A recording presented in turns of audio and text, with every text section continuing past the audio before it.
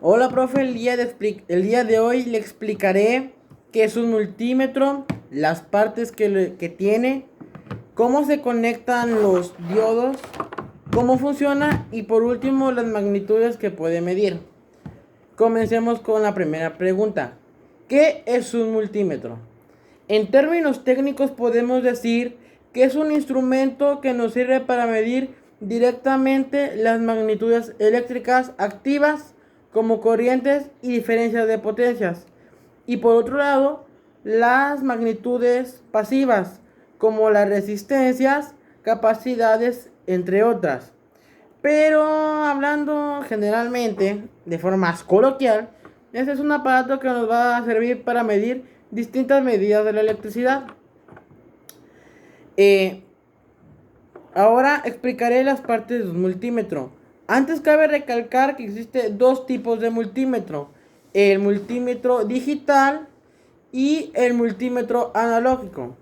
Pero en esta ocasión nada más describiremos este, que es el multímetro digital. Este es un multímetro digital algo básico y explicaré las partes que lo conforman.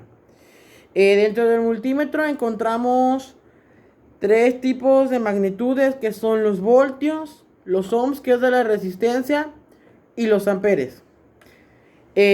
Los voltios se pueden encontrar en corriente continua, que es una corriente en la cual no hay variaciones en la electricidad.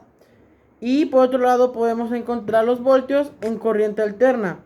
Esta corriente alterna es la que usualmente usamos en los hogares, ya que tiene capacidad de llegar a más territorio de la República o del mundo, aparte de que tiene diferentes fluctuaciones o cambios de nivel de energía. También tenemos lo que es la resistencia, que se mide en ohms. La resistencia es un tipo regulador de la energía para que cuando sea distribuida a los hogares o al objeto que se quiere obtener beneficio de la energía, no le llegue la energía de golpe y pueda irlo usando sin una sobrecarga. Tenemos los amperes nada más en corriente continua. Los amperes sirven para medir la capacidad eléctrica.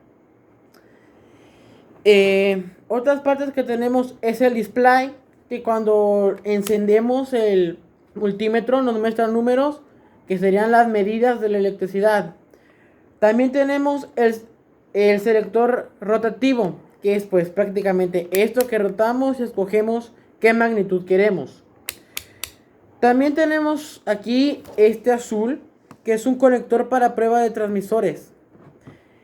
Los diodos, que son estos, carga positiva y carga negativa, que en este caso el negro es negativa y el rojo es positivo, pues se conectarían de la siguiente forma.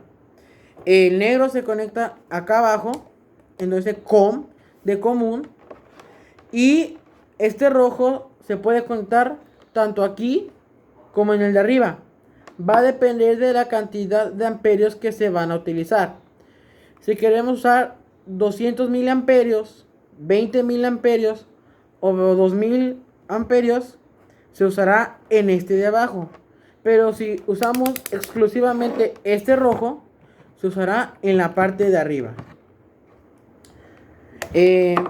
Ahora se explicará cómo funcionan. Pues bien, este aparato tiene dentro de sí un voltímetro, que es para medir los voltajes o también llamado tensión eléctrica. También tiene un amperímetro, que es para medir la capacidad de la corriente, entre otros. Pero lo fundamental que se tiene que saber para poderse utilizar es saber la medida exacta de lo que se quiere medir. Para explicarlo, un ejemplo: aquí tengo una pila en la cual me dice que tiene 1.5 voltios y la batería es de corriente continua. Entonces los diodos quedarían de la siguiente forma: el negro abajo y el rojo aquí. Pues bien, como nuestra pila nos dice que es de 1.5 voltios, entonces tenemos que poner la medida que esté más cercana a lo que tiene nuestro objeto. En este caso sería en voltios de corriente continua, sería en 20. ya que es lo más cercano que tenemos. Para hacerlo se tiene que agarrar la pila y con los diodos uno va a estar en el extremo positivo y el otro va a estar en el extremo negativo. A ver, déjame ayudarlo.